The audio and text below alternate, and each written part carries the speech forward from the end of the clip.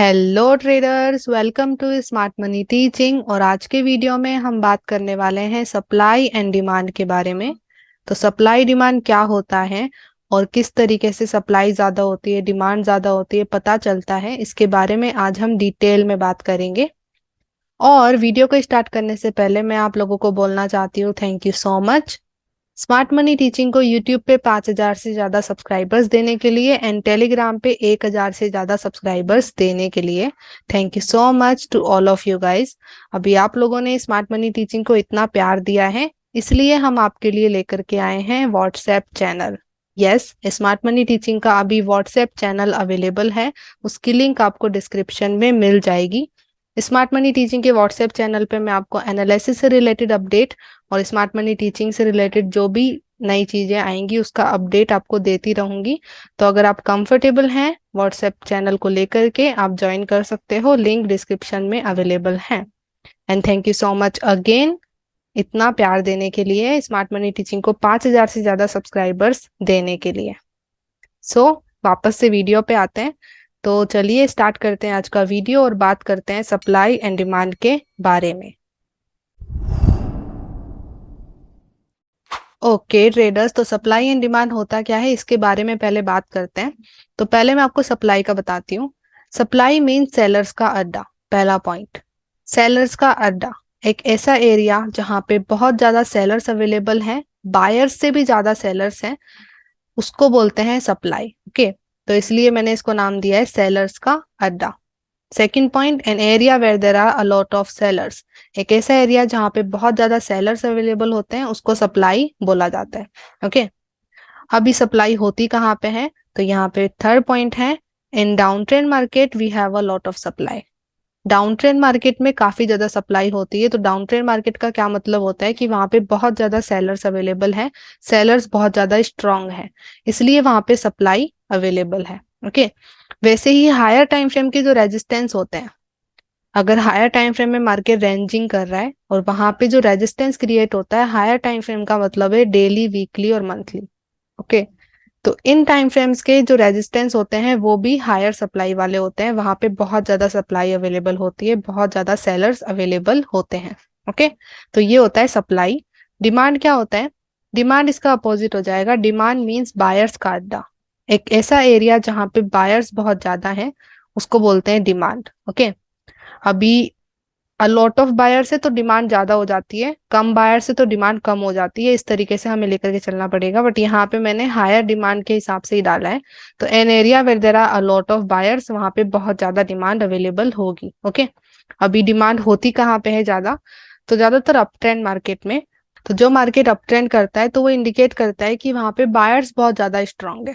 तो बायर्स बहुत ज्यादा स्ट्रांग है तो वहां पे डिमांड भी हाई होती है। Okay, and higher time frame के जो सपोर्ट लेवल होते हैं, डेली, वीकली, मंथली के जो सपोर्ट बनते हैं रेंजिंग मार्केट में, वहां पे भी बहुत ज्यादा डिमांड पाई जाती है। ओके, तो इसको इजी वे में मैं बताऊंगी। तो सप्लाई को आप लेकर के चलिए सेलर्स का अड्डा, डिमांड को आप लेकर के चलिए बायर्स का अड्डा। ओके, और ये कम ज्यादा हो सकती है, कभी कभी सप्लाई ज्यादा होती है, डिमांड कम होती है, कभी कभी डिमांड ज्यादा होती है, सप्लाई कम होती है, ये चलता रहता है।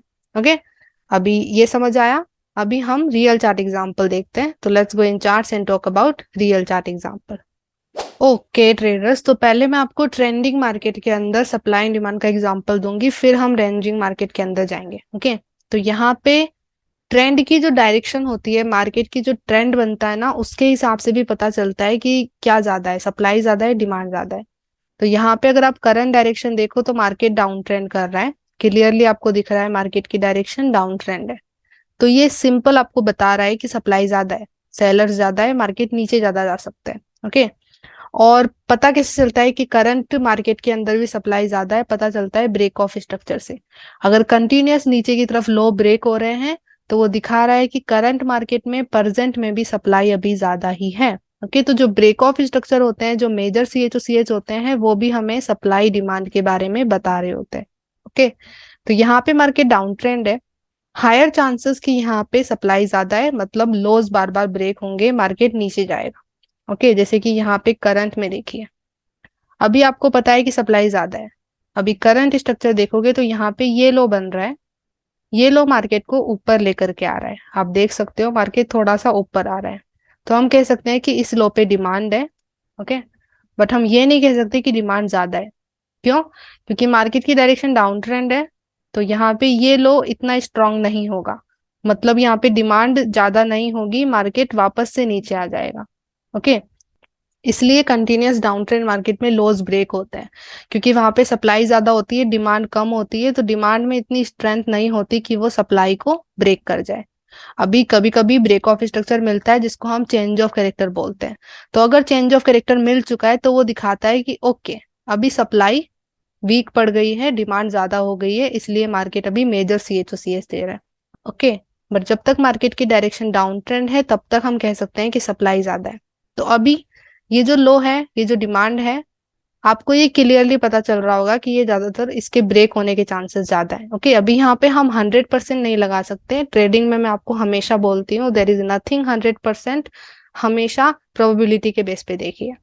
प्रोबेबिलिटी ज्यादा है इस लो के ब्रेक होने की रेदर देन ये लो मार्केट को ऊपर ले जाएगा। ओके, क्योंकि मार्केट की डायरेक्शन डाउन ट्रेंड है, इसलिए ज्यादातर ये लो ब्रेक हो जाएगा, इसके ज्यादा चांसेस है। तो देखते हैं मार्केट क्या करता है।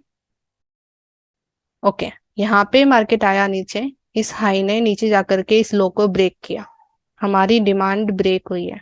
ओके, तो ये ब्रेक ऑफ स्ट्रक्चर मिल रहा है, ये इंडिकेट कर रहा है कि अभी भी हमारी जो सप्लाई है वो ज्यादा है, सेलर्स बहुत ज्यादा है जो मार्केट को ऊपर नहीं जाने दे रहे हैं। ओके, बायर्स को ओवर पावर नहीं करने दे रहे हैं। तो इस तरीके से क्लियर पता चल रहा है कि सप्लाई ज्यादा है। अभी ये ब्रेक मिला तो ये और इंडिकेशन मिल गया कि अभी भी लो ब्रेक हो रहे हैं, तो मतलब अभी भी सप्लाई ज्यादा है, मतलब मार्केट और नीचे लोज ब्रेक कर सकता है। तो जो करंट के ब्रेक ऑफ स्ट्रक्चर होते हैं वो भी आपको सप्लाई डिमांड का बता रहे होंगे। ओके, तो यहाँ पे अभी क्या हो सकता है, मे बी मार्केट रीटेस्ट करेगा। ओके, यहाँ पे देखो ये रीटेस्ट आया, तो यहाँ पे ये लो बना, ये लो मार्केट को इतना ऊपर लेकर के गया, मतलब कि इस लो पे एक डिमांड थी, चाहे वो थोड़ी सी डिमांड ही क्यों ना हो, बट है तो है, बट वो डिमांड इतनी स्ट्रांग नहीं है कि वो इस सप्लाई को ब्रेक कर पाए।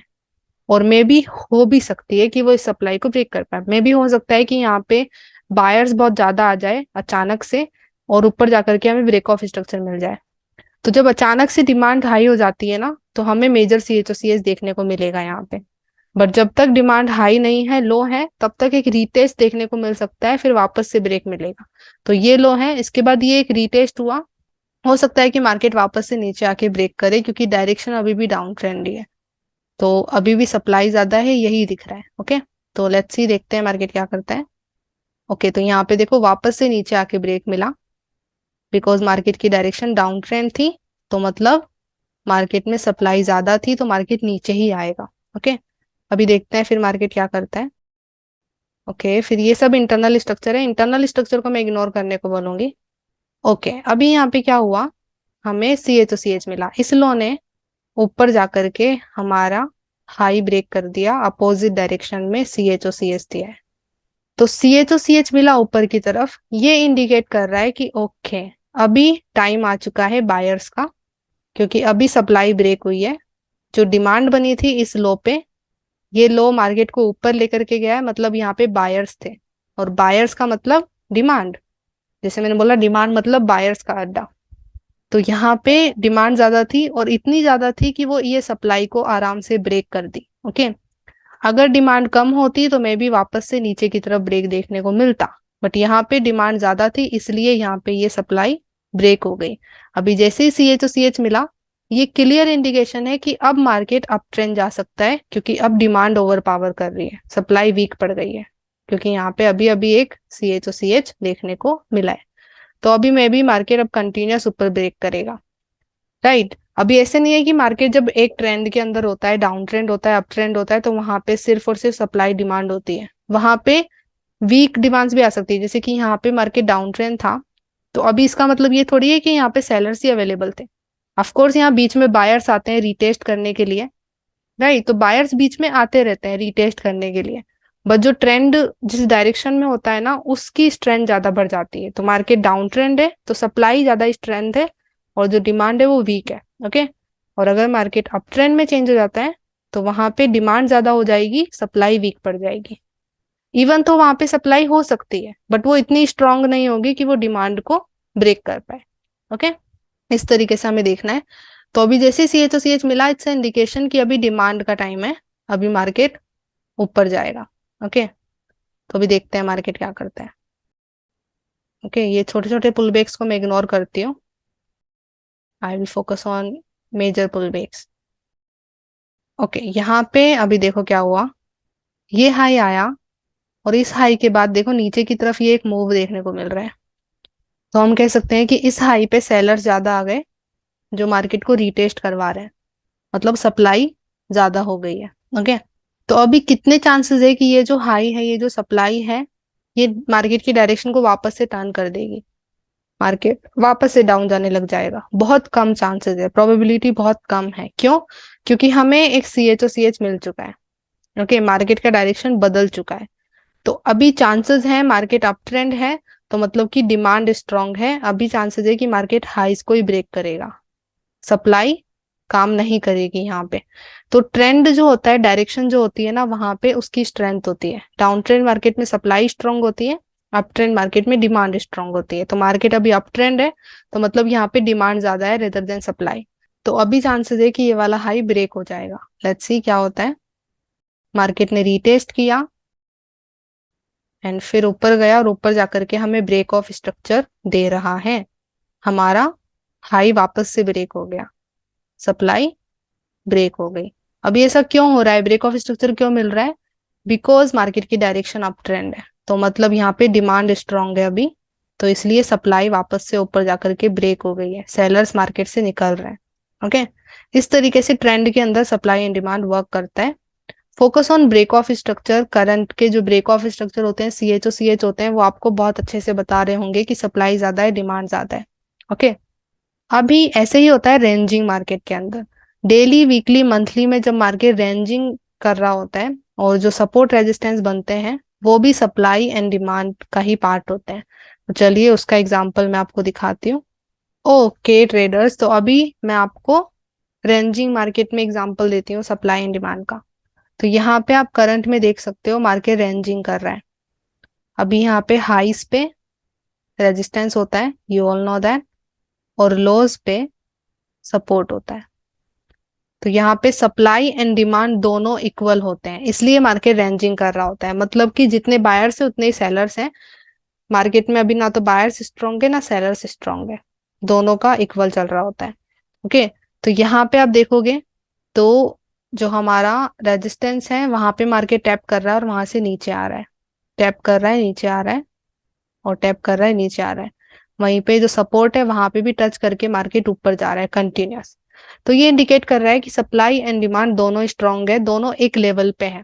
ओके, जैसे कि यहाँ पे ये रेजिस्टेंस पे टच किया और यहाँ से मार्केट नीचे आया और यहाँ पे नीचे ब्रेक नहीं कर पा रहा है। यहाँ पे देखो इन लोस को ब्रेक नहीं कर पाया और फिर वापस से ऊपर चले गया, तो ऊपर नीचे चल रहा है। तो इट्स इंडिकेशन कि सप्लाई एंड डिमांड दोनों स्ट्रांग है। अभी एक ना एक दिन तो आएगा जहां पे एक ना एक चीज ब्रेक होगी। अभी यहाँ पे अगर नीचे की तरफ हमारा जो ये सप्लाई है ब्रेक कर देता है हमारी डिमांड को, तो वहां पे पता चल जाता है कि कौन ज्यादा स्ट्रांग बन गया है।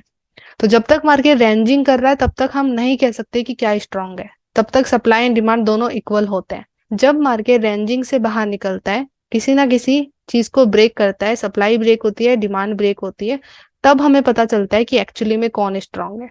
तो यहाँ पे मार्केट जब तक रेंजिंग कर रहा था वी डोंट नो कि क्या स्ट्रांग है, दोनों ही स्ट्रांग है, एक इक्वल है। ओके, पर जैसे ही यहाँ पे नीचे की तरफ डिमांड ब्रेक हुई, नीचे की तरफ यहाँ पे ऑफ कोर्स लोस पे डिमांड होती है, तो जैसे ये लो ब्रेक हुए, डिमांड ब्रेक हुई, इट्स एन इंडिकेशन कि सप्लाई स्ट्रांग है। ओके, तो रेंजिंग मार्केट के अंदर जो हमारे सपोर्ट रेजिस्टेंस होते हैं ना, वो सप्लाई डिमांड की तरह काम करते हैं। बट जब मार्केट रेंजिंग मार्केट से बाहर निकल जाएगा तो वहां पे पता चल जाता है कि एक्चुअली में कौन स्ट्रांग है। बट वो हमें ब्रेक होने के बाद ही पता चलता है, आप पहले नहीं निकाल सकते। तो जब भी मार्केट रेंजिंग कर रहा है, एक ही जगह पे मूव कर रहा है ना, तो वहां पे हम उसके हिसाब से अपॉर्चुनिटीज देख सकते हैं। बट लॉन्ग टर्म के लिए क्या ब्रेक होने वाला है उसका हमें ब्रेक के बाद ही पता चलने वाला है। ओके, सो यहाँ पे रेंजिंग मार्केट जब करता है डेली, वीकली, मंथली में, तो आप क्या कर सकते हो ना, आपको अगर ऐसा कोई पॉइंट दिख रहा है जहां पे मार्केट बार बार टच करके ब्रेक नहीं कर रहा, सीधा से टच करके ऊपर जा रहा है वापस से, तो जैसे कि ये सपोर्ट है, यहाँ पे एक बार टच हुआ मार्केट ऊपर गया, दूसरी बार टच हुआ मार्केट ऊपर गया, तो हम कह सकते हैं कि यहाँ पे बहुत ज्यादा डिमांड है। ओके, इसलिए मार्केट ब्रेक नहीं कर पा रहा है। तो वहां पे आप क्या कर सकते हो, आप अगर मार्केट वापस से वहां पे आता है तो आप अपॉर्चुनिटीज देख सकते हो, क्योंकि वहां पे डिमांड हाई लग रही है, क्योंकि मार्केट उस एरिया को ब्रेक ही नहीं कर रहा है। ऐसे ही रेजिस्टेंस में, सप्लाई में, अगर मार्केट कोई रेजिस्टेंस क्रिएट कर रहा है और मार्केट उसको टच करके वापस नीचे आ रहा है, टच किया एंड वापस नीचे आया, उसको ब्रेक नहीं कर रहा है, तो वो इंडिकेशन होता है कि वहां पे सप्लाई बहुत ज्यादा है। राइट, तो आप वहां पे क्या कर सकते हो, अगर मार्केट वापस वहां पे आता है तो आप वहां पे और अपॉर्चुनिटीज देख सकते हो, क्योंकि वहां पे मार्केट प्रीवियस जो हाइज हैं, रेजिस्टेंस, उसे ब्रेक नहीं कर रहा है। बट यहाँ पे एक और ये चीज होती है कि वो कभी भी ब्रेक हो सकता है, ये आपके पता नहीं है, ये आपके हाथों में भी नहीं है, इसलिए रिस्क को मैनेज करके चलना है ऑफ कोर्स। राइट, यहाँ पे हम सप्लाई डिमांड लेकर के चल रहे हैं, तो उसी के हिसाब से मैं बताती हूँ, अभी हम रिस्क मैनेजमेंट में नहीं जाते। ओके, तो इस तरीके से रेंजिंग मार्केट के अंदर भी सप्लाई एंड डिमांड होता है। आई होप समझ में आ रहा हो। मेजर करंटली अगर आपको जानना है कि सप्लाई ज्यादा है या डिमांड ज्यादा है, तो मार्केट की डायरेक्शन देखिए और देखिए कि कहीं मार्केट हायर टाइम फ्रेम के रेजिस्टेंस या सपोर्ट पे तो नहीं है। ओके, इससे आपको पता चलेगा सप्लाई ज्यादा है, डिमांड ज्यादा है। या फिर और भी अच्छा तरीका है ब्रेक ऑफ स्ट्रक्चर देखना। करंट मार्केट में क्या ब्रेक हो रहा है, हाई ब्रेक हो रहा है, लो ब्रेक हो रहा है, वो भी आपको सप्लाई एंड डिमांड के बारे में अच्छे से बता रहा होगा। ओके, तो इसलिए मैंने आपको ट्रेंडिंग मार्केट और रेंजिंग मार्केट दोनों का बता दिया है। आई होप समझ में आ रहा होगा। इस पर मैं आगे भी वीडियोस लेकर के आने वाली हूँ, ये तो मैंने बेसिक वीडियो बनाया है, आगे आपको एडवांस वीडियो देखने को मिलेंगे। ओके, तो ये होते हैं सप्लाई एंड डिमांड। अभी यहाँ पे सप्लाई एंड डिमांड भी एक लिक्विडिटी होती है guys. Okay, this is a important point. जो सप्लाई एंड डिमांड है वो तब तक ही क्रिएट होती है जब तक एक लिक्विडिटी क्रिएट नहीं हो जाती, बाद में उसको ग्रैब करता है smart money. Smart money, supply and demand बहुत अलग है एक दूसरे से, इसको आपको कनेक्ट नहीं करना है। स्मार्ट मनी सबसे अलग है। ओके, कोई भी स्ट्रेटेजी आप उससे कनेक्ट नहीं कर सकते हो। तो जो सप्लाई डिमांड होता है वो भी एक लिक्विडिटी की तरह काम करती है कुछ टाइम के बाद। जैसे कि यहाँ पे मैं आपको करंट में एग्जांपल देती हूँ, तो जैसे कि यहाँ डिमांड बन रहा है, मार्केट ने टच किया ऊपर गया, टच किया ऊपर गया, वापस से डिमांड में आया ऊपर गया, वापस से डिमांड में आया ऊपर गया। एंड जैसे ही यहाँ पे इनफ डिमांड क्रिएट हो गई, इनफ बायर्स क्रिएट हो गए, मार्केट ने इसको मैनिपुलेट किया। ओके, तो यहाँ पे मैनिपुलेशन होता है सप्लाई डिमांड के अंदर भी। तो एक टाइम तक सप्लाई डिमांड काम करते हैं, और जैसे ही वहां पे इनफ सप्लाई डिमांड क्रिएट हो जाती है, मतलब बहुत ज्यादा लिक्विडिटी क्रिएट हो जाती है, तो स्मार्ट मनी उसे मैनिपुलेट करता है। तो ऐसा नहीं है कि सप्लाई डिमांड मैनिपुलेट नहीं होते, ये भी मैनिपुलेट होते हैं। इस पे डिटेल में वीडियो में आपको आने वाले वीडियो में बताऊंगी कि किस तरीके से सप्लाई डिमांड का मैनिपुलेशन होता है। ओके, आज हम सिर्फ सप्लाई डिमांड को समझ रहे थे, एंड आई होप समझ में आया हो। तो अगर आप मार्केट के स्ट्रक्चर को अच्छे से समझ पा रहे हो, ब्रेक ऑफ स्ट्रक्चर CH को अच्छे से समझ पा रहे हो, डायरेक्शन को अच्छे से समझ पा रहे हो, आप ये जान पाओगे कि मार्केट में सप्लाई ज्यादा है, डिमांड ज्यादा है। और ये भूलना मत कि सप्लाई एंड डिमांड भी एक हद तक लिक्विडिटी है। एक टाइम जहाँ पे सप्लाई एंड डिमांड बहुत ज्यादा हो जाती है, वहां पे फिर उसका मैनिपुलेशन होता है। ओके, ये आपको देखने को मिलेगा मार्केट के अंदर। इसके बारे में मैं डिटेल में वीडियो लेकर के आऊंगी फ्यूचर में। Okay, so that's all. I hope you got the value. So ये था आज का वीडियो, आई होप आपको वैल्यू मिली हो। So thank you so much for watching whole video. I hope आपको इस वीडियो से वैल्यू मिली हो।